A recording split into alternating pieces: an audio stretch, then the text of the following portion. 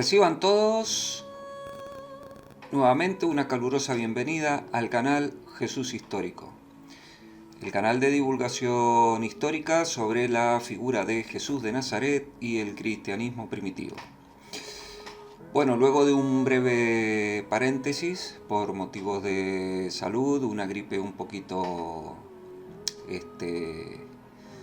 fuerte que me tomó bastante la garganta, tenía la voz un poquito estropeada, así que espero que ya esté en condiciones de que se me entienda mejor.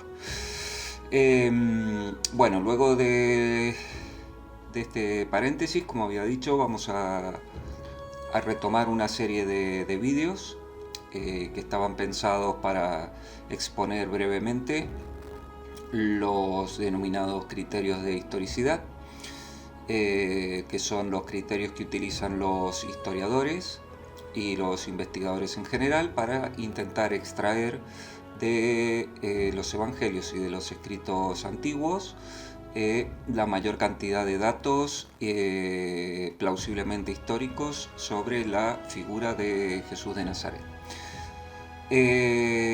En el primer vídeo había dicho que solo abordaremos los denominados 5 criterios principales, pues en general son los que más se utilizan. En esta ocasión vamos a continuar con un criterio que se denomina criterio de disimilitud, discontinuidad o también de originalidad. El enunciado de este criterio o el principio de este criterio dice básicamente que todo lo que todo dicho, todo hecho de Jesús que no se pueda derivar del judaísmo de su época ni tampoco de la iglesia primitiva posterior a él, que se pueden considerar novedosos de su figura, como por ejemplo la prohibición de Jesús hacia todo tipo de juramento establecido en Mateo 5, 34 al 37, o su total prohibición del divorcio, como podemos leer en Marcos 10, 2, 12, y su paralelo en Lucas 16, 18. Estos serían en principio considerados, aplicando el criterio de originalidad o discontinuidad puro, de manera pura, se podrían considerar que son dichos y hechos de Jesús altamente o probablemente históricos. De todas maneras, es importante, ya veremos un poco más adelante, que es muy importante matizar este principio.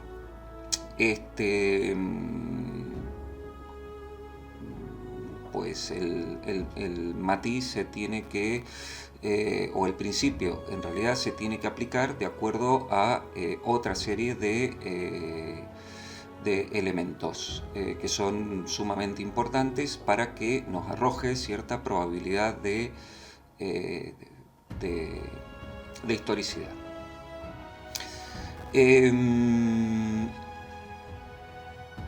Este postulado, a pesar de ser uno de los más importantes, por eso está catalogado dentro de los criterios denominados principales, presenta varios problemas en su aplicación así un poquito laxa o a la ligera, por decirlo de alguna manera, sin tener en cuenta mucha información complementaria y suplementaria.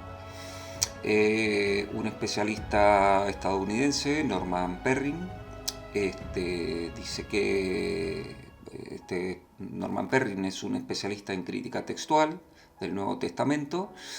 Consideraba que era un criterio fundamental, importantísimo, hasta llegar a llamarlo la base de todas las reconstrucciones posibles sobre Jesús. Pues opinaba que nos brindaba una base, unos cimientos, un punto de partida, una piedra donde asentar el pie, para comenzar a trabajar las hipótesis. Muchísimos otros eruditos no están tan de acuerdo con tanto entusiasmo de Perrin al momento de aplicar este criterio.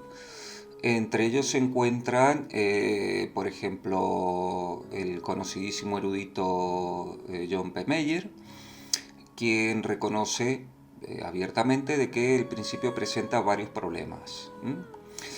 Dice Meyer que el principal problema o escollo que presenta el principio o la aplicación de este principio es presuponer que algo que no poseemos como un conocimiento seguro y completo y sólido,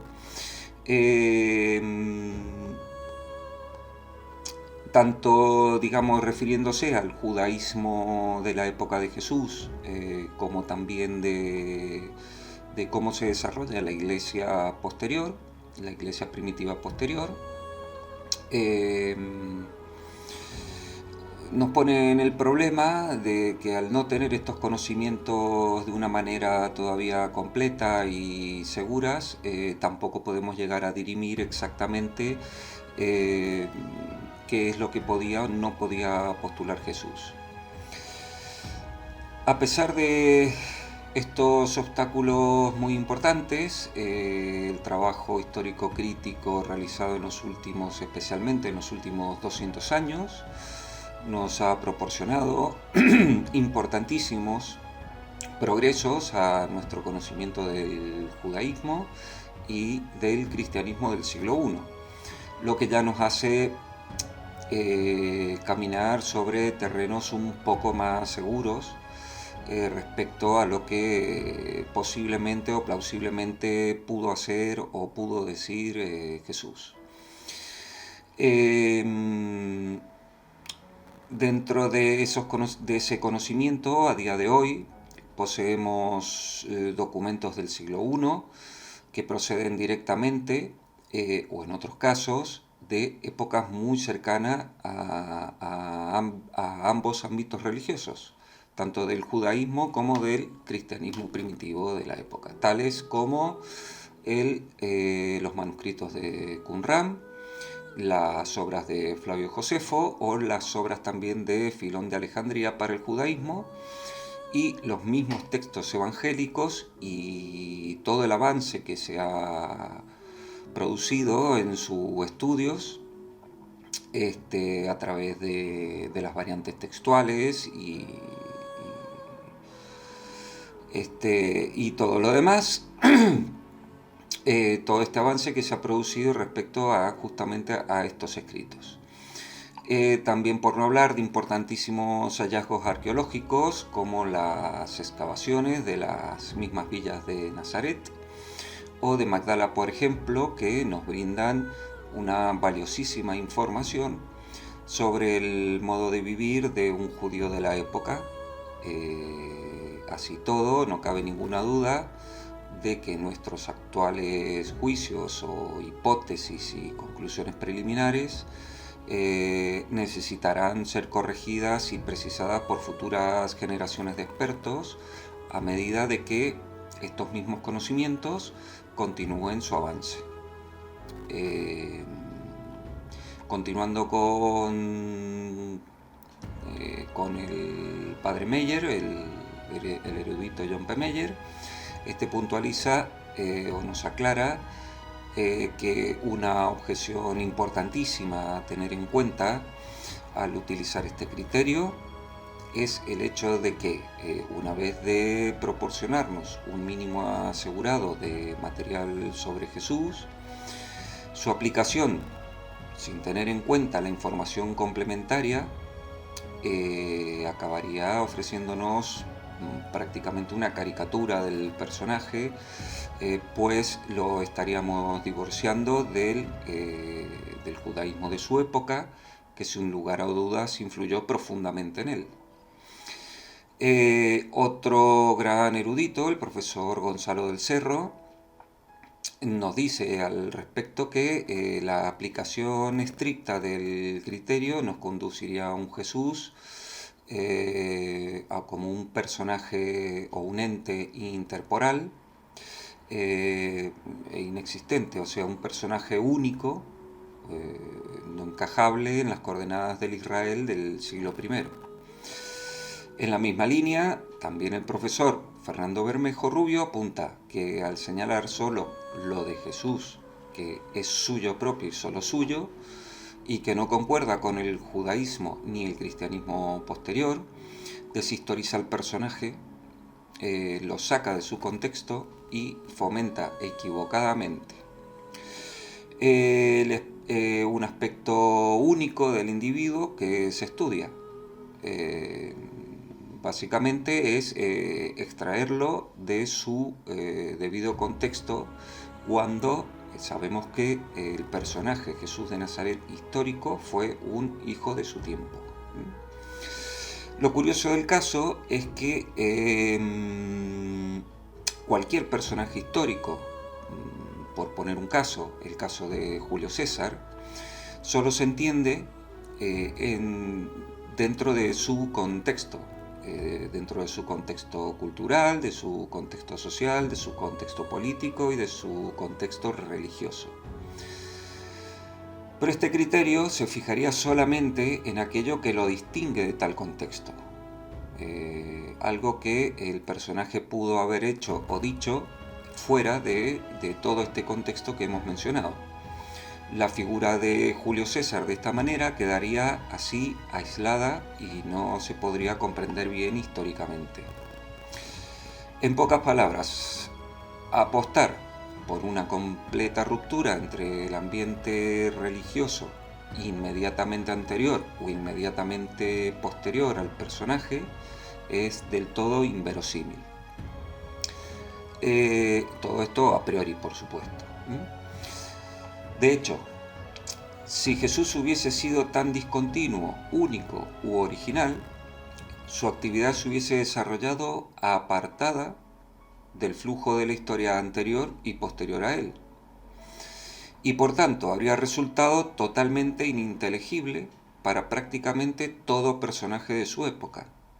En pocas palabras, nadie lo hubiese comprendido. Si hubiese explicado, por ejemplo, en su momento, por dar un ejemplo que se me ocurre, una explicación, en su momento hubiese dicho que el templo de Salomón fue construido por unos seres de otro planeta, o con ayuda de seres de otro planeta, sencillamente nadie lo hubiese comprendido, estaría totalmente fuera de su ámbito.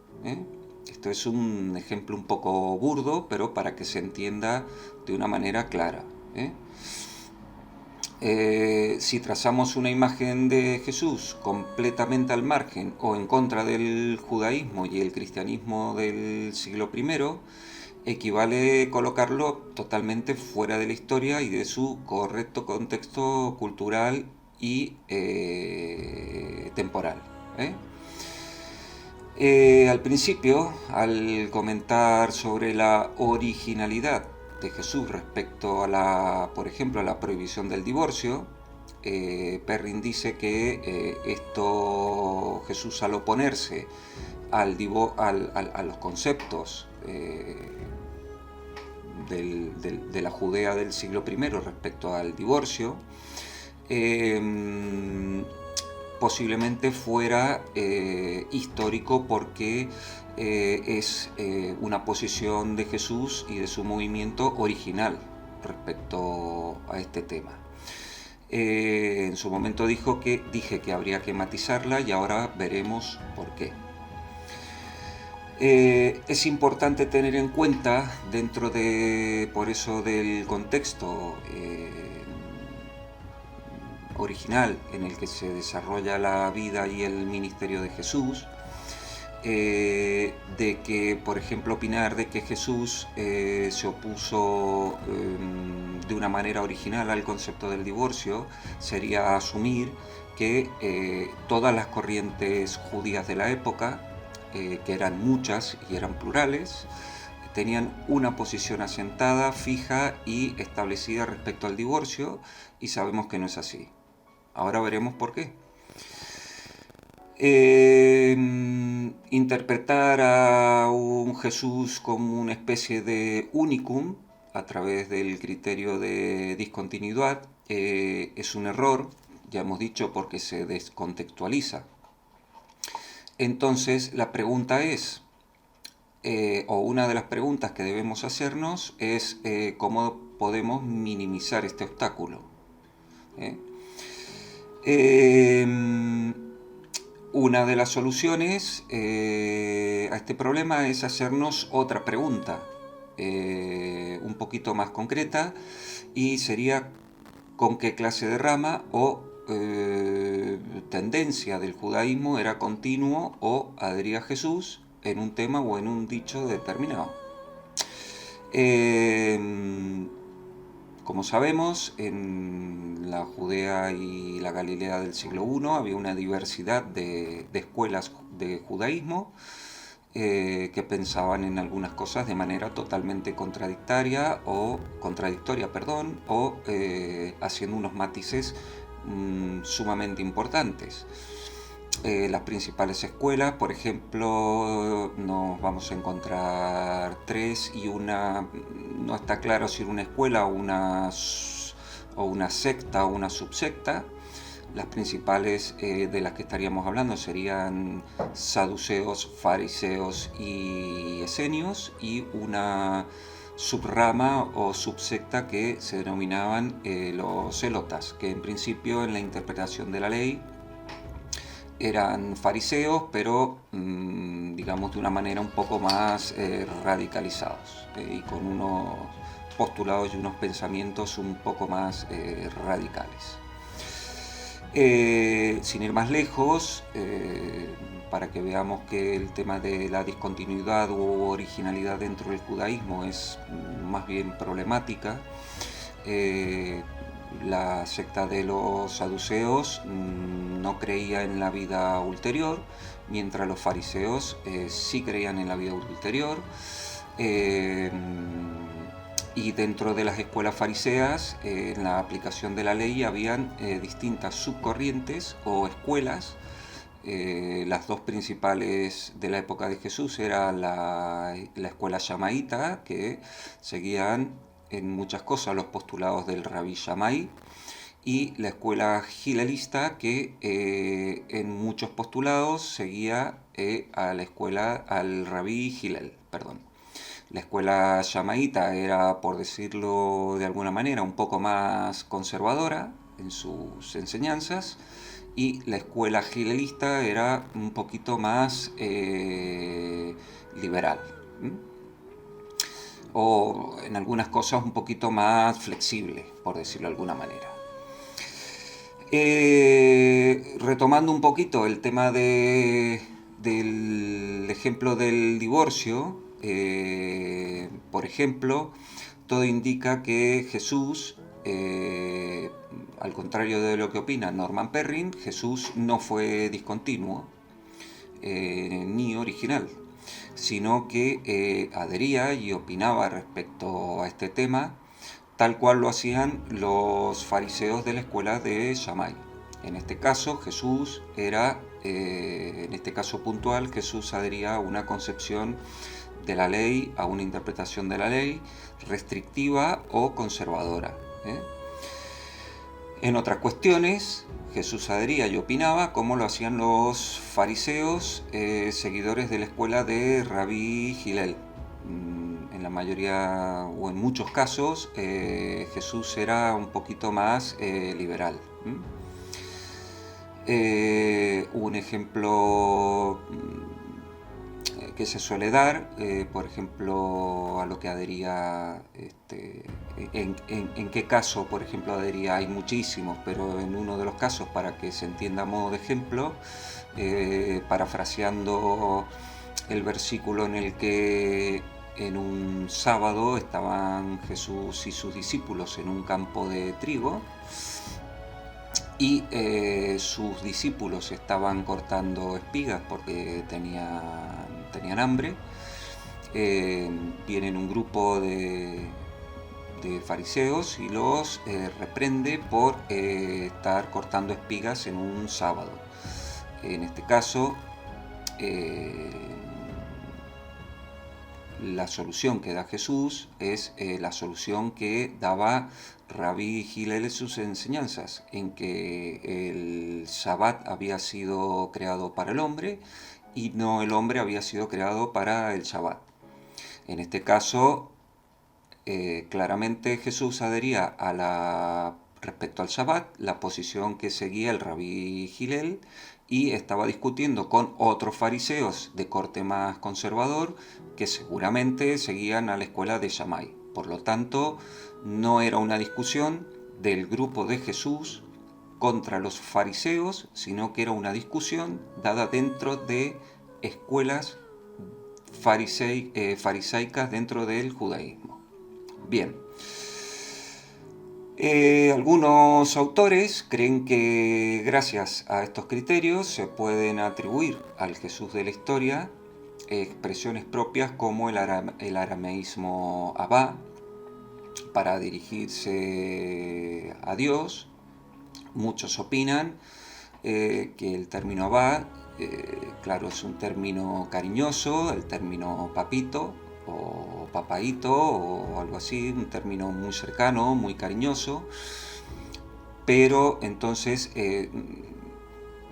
dicen que en este caso Jesús era discontinuo. Es cierto que no era normal que un rabí llamase de esta manera a Dios, pero tampoco es cierto que el término fuera tan cariñoso o tan próximo con Yahvé.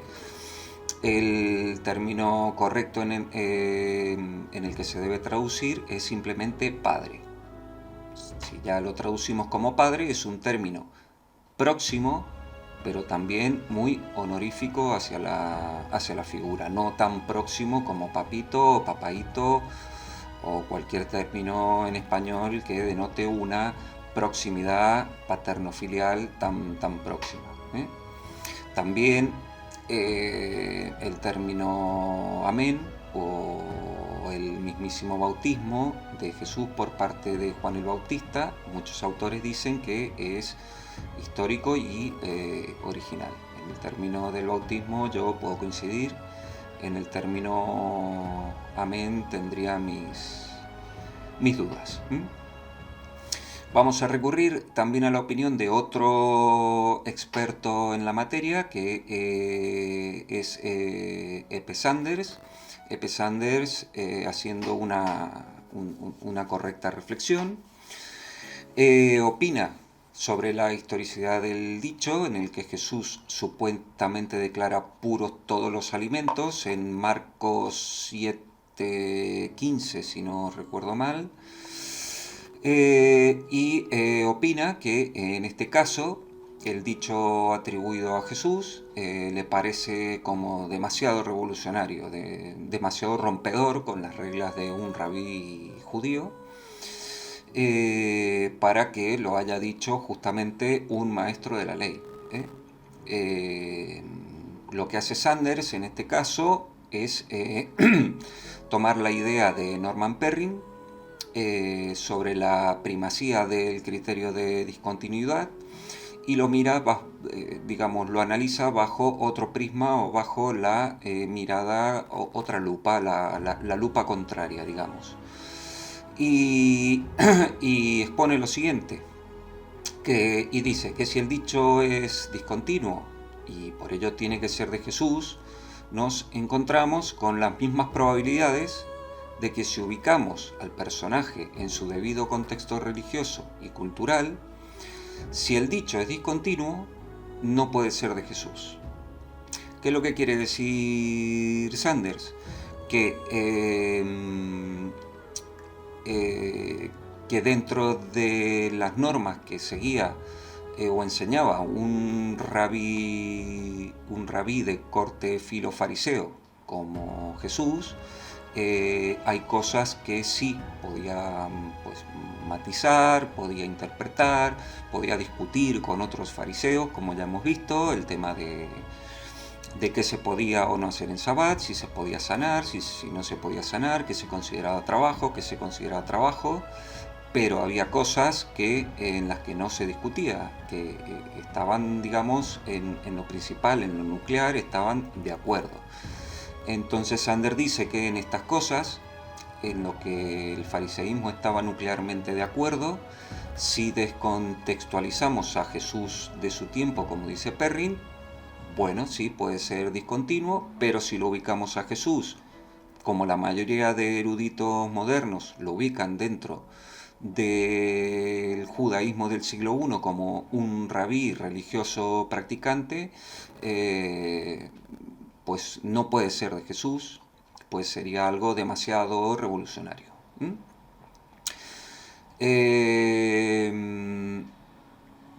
El profesor Antonio Piñero también opina que si utilizamos aisladamente este criterio, nos va a introducir en unos terrenos, así él lo define, como de arenas movedizas, que no vamos a saber bien dónde estamos parados, porque dice que no parece lógico que para comprender a un personaje debamos extraerlo de su correcto contexto histórico, cultural y religioso, cosa con lo que coincido con el doctor Piñero. Por tanto, ante el mismo criterio nos podemos encontrar con, depende de cómo se aplique, con dos resultados totalmente contradictorios. Un criterio, lo he llamado yo, positivo y entusiasta, que sería el de Norman Perrin, y un positivo un tanto negativo o cauto, que es el que postula Sanders. Luego de lo que hemos expuesto y un poquito la evidencia que hemos establecido de acuerdo a cómo funciona el criterio, nos obliga a analizar cuándo lo vamos a aplicar o hacer la investigación. Nos obliga a analizar todo y con suma prudencia. Si vamos a considerar un determinado dicho o hecho de Jesús, sería mejor y más prudente hablar de lo que es algo notablemente característico o incluso algo insólito en la manera de expresarse o de actuar de Jesús, en vez de aplicar directamente el término único.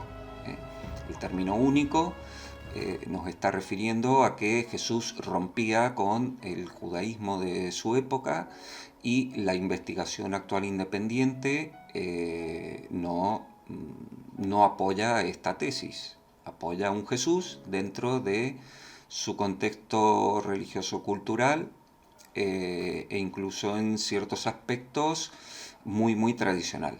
No se lo ve a un Jesús rompiendo con el judaísmo de su época. Bien, entonces, también la misma cautela la tenemos que aplicar a la tradición de los dichos, considerada en todo su conjunto también. En resumen, ya para ir resumiendo un poco, el uso de este criterio debe realizarse con una máxima cautela y nunca de manera aislada, pues nos va a brindar un mejor resultado combinándolo con otros. En este caso, especialmente con el criterio de coherencia, que ya expondremos en algún otro vídeo, porque pues también pertenece a uno de los 5 criterios denominados principales. No todo es malo. Podemos albergar cierta esperanza de llegar a extraer lo esencial del mensaje de Jesús, pero muy raramente, y por no decir nunca, podemos afirmar que hemos recuperado sus palabras exactas, sino que hemos llegado a una especie de núcleo o de aproximación a la prédica y a los dichos de Jesús. Brevemente hasta aquí voy a exponer el criterio de discontinuidad, disimilitud o también llamado de originalidad. Solo me queda pedirles que si les gusta el canal, se suscriban al mismo para apoyarnos, le den publicidad en vuestros muros personales y una vez que se hayan suscrito le den a la campanita de aviso para poder recibir notificaciones al momento en que subamos nuevo material. Próximamente un nuevo vídeo, ya iremos por el tercero, analizando los criterios de historicidad. En estos tiempos solo me queda desearles mis mejores deseos de paz y salud. Hasta la próxima.